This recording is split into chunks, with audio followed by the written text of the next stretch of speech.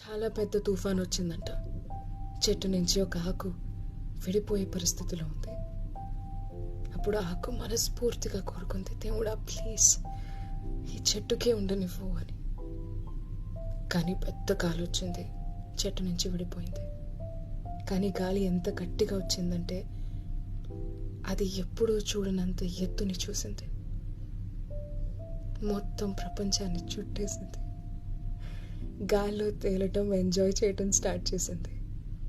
పైనుంచి వ్యూ ఆ ఆకుకి చాలా నచ్చింది.